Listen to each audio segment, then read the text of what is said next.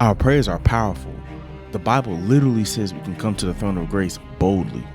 But are our singular prayers by ourselves powerful enough to stop crime in our cities? Today we talk about Bishop Dwight Pate of Church Point Ministries in Louisiana, who has once again locked himself away to pray and has been shut in to pray going on 3 months as he uses the medium of prayer to tackle crime in Louisiana. Yes, this pastor actually locked himself inside of his prayer room. Now, the interesting thing about this whole article is that this is not his first time shutting himself in. Like the article and video that we're about to look at, he actually started doing this in 1994, where he first shut himself up in a prayer room for 8 months. Good evening to you, friends. Greg Merriweather here with Elizabeth Bow. One local pastor, get this, has locked himself inside a prayer room and says he refuses to come out until crime in Baton Rouge gets better. The same pastor originally opened the prayer room in the 90s when crime and drugs were bad then. Now he's hoping for another miracle. Here's Chris Rosado with his story.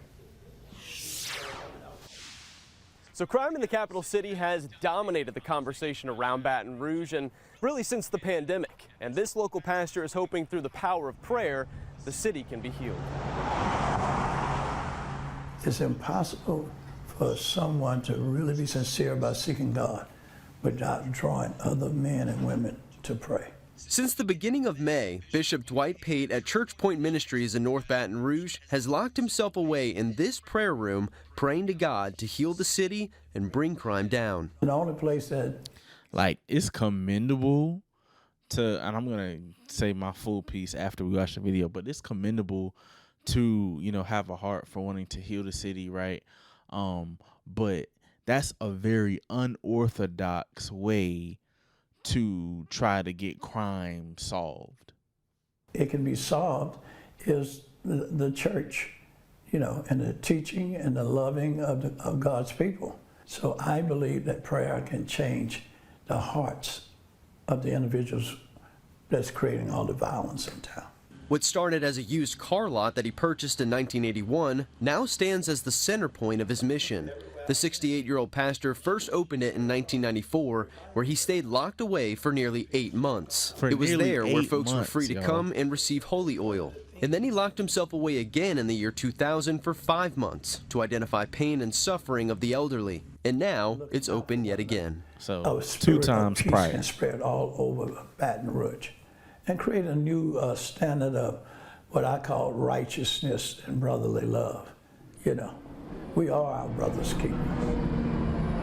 Instead of praying with folks right away, he decided to instead preach to 50 empty chairs. Those chairs quickly filled up with people looking to get away from things like drugs and prostitution. And I used to put 50 chairs out here on the lot and preach to the empty chairs all day long until it became one of the major outreaches in this city.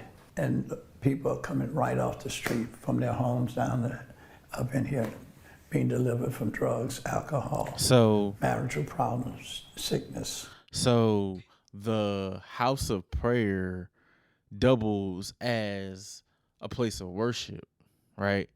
Because what I was looking at in that building, I'm like, so that small building, which we've seen small buildings or churches have small buildings, so that's nothing new. But I was confused as whether or not, okay, this was a house of prayer and it's just where people were coming to pray, or you actually preaching out of here too because he's a bishop, right? Pate says if he's learned anything in his 44 years of ministry, it's that God works in mysterious ways. There's going to be such a move of God among people. It's going to be such a move of some of the most violent people in this city. Instead of out here killing and robbing and hurting people, bringing peace and joy and victory and forgiving and love, that you're going to have to come out and report it. So Pastor Pate tells me he plans to distribute around 200,000 bottles of holy oil to folks all around the capital city. And as for when he plans to leave the prayer house, that's between him and God. Chris Rosado, WAFB 9 News. Back to you. Very touching there.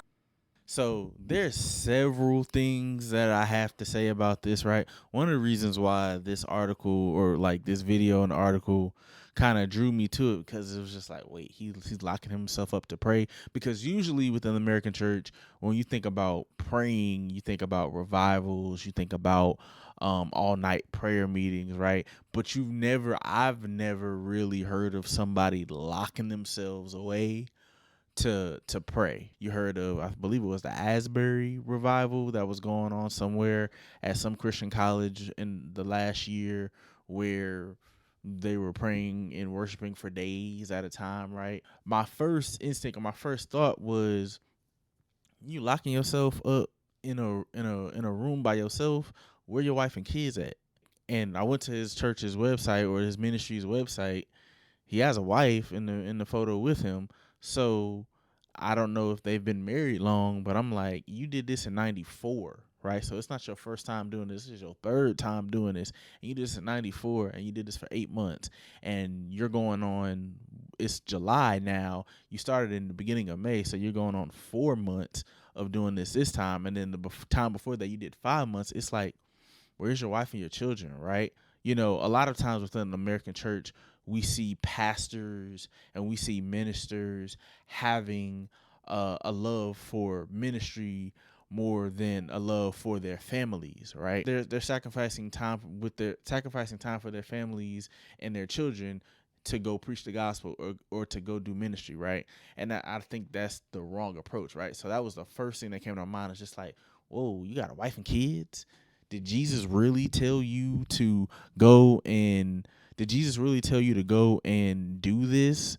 Because would Jesus want you to sacrifice your first ministry, which is your first ministry is to your wife and your kids? So would Jesus really tell you to go shut yourself in for 8 months, shut yourself away again for 5 months, and then now shutting yourself again for 4 months, right? And then I'm wondering, what's the parameters, right? You said until crime gets better. Are you waiting till all crime stops?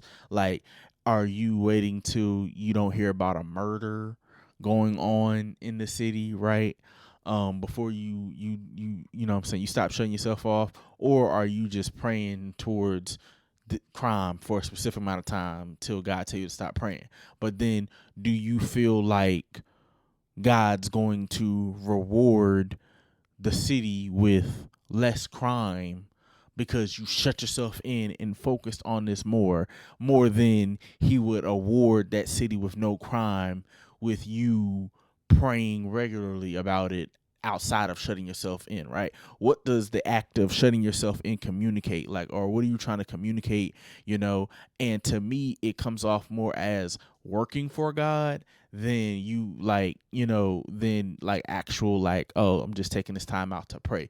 I'm not talking about the man's genuineness, because from the video, he looks genuine. He looks like he ain't trying to cause somebody no problems. He looks like he's not trying to do nothing for clout. The ministry doesn't look huge or, you know, like in a huge building or some mega church pastor, right? So he obviously cares about the city, might be from the city, but it looks like it's not just sheer faith. It looks like it's like rooted in works-based righteousness. It looks like it's rooted in, I'm going to shut myself off. I'm going to pray for a long time, and maybe God will see the commitment and then honor the prayers, rather than could God just honor the prayers by themselves on a consistent basis. But then another thing that points out to me is, are you not doing any type of like initiatives within the city, right? In the video, they didn't mention, you know, outreaches and give backs outside of sending out the holy oil, right? And I have my own views about, you know, people sending out holy oil. Like, I have my own views about that. That's a whole nother video. But what's the, like, are you implementing any things within the city, like partnering with the sheriff's department? Are you, you know, opening up a rec center or trying to open up a rec center, or trying to pay for kids' lunches, you know, or partnering with the local YMCA to get kids out of the streets? Like, what are you doing outside of prayer to make change happen, right? So that's another alarming thing that, you know, a lot of Christians do. Is just like, oh, we just need to pray, right? A lot of Christians have the attitude like, oh, we just need to pray. Like, oh, let's just pray, right? Let's pray abortion away. Let's pray Black Lives Matter and civil rights stuff away. Let's pray crime away. Let's pray this away, right? When prayer is good, and I'm not knocking prayer, I'm not knocking faith, I'm not knocking you going and praying and doing what you know what I'm saying, doing what you feel was best, taking your cares to God. I'm not saying that.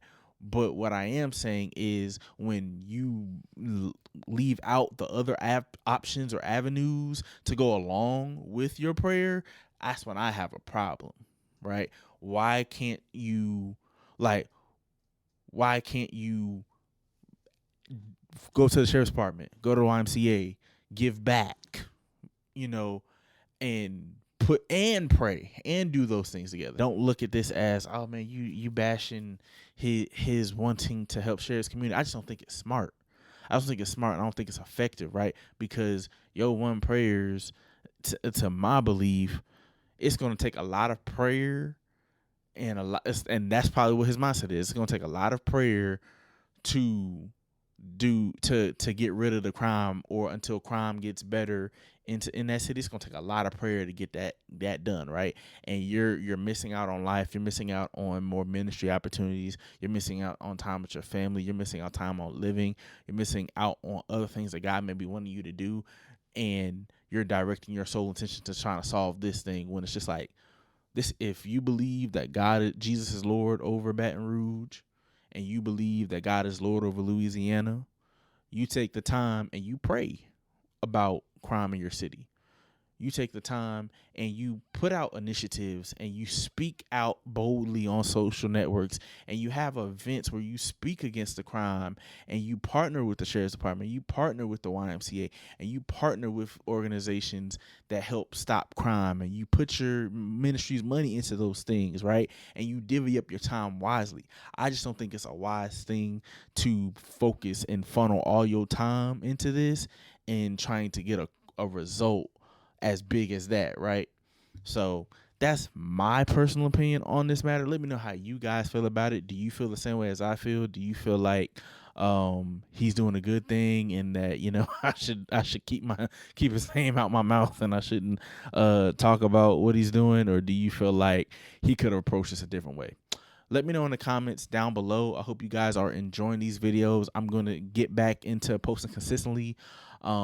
Trying to do every couple of days, every day will eventually be the goal once I get a system down. But I pray you guys are enjoying the videos. Please throw a like in there. Please throw a subscribe if you're feeling the content, and I'll see you guys on the next video.